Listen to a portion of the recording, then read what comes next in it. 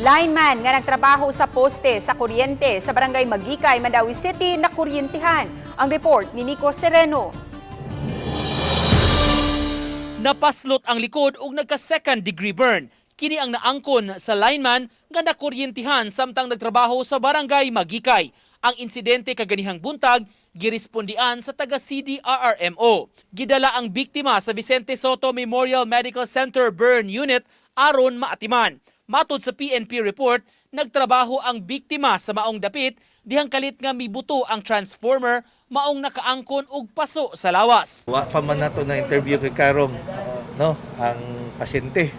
Basta dakong puruhan nga nag-ayo siya sa linya kuryente dito kay na may mga part dito sa iyang ayuhan katong lugar nga nanay mga part dito nga nanay kuryente.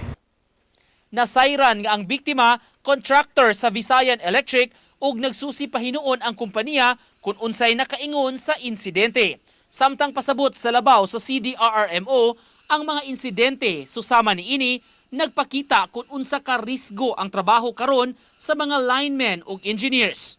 Mao nga sila sa dakbayan nangayo sa pagsabot sa katawhan nga nag-apura nga mapasigaan ang ilang dapit. Ang mga lineman nato is working overtime, double time nga mahatagan dahil nato.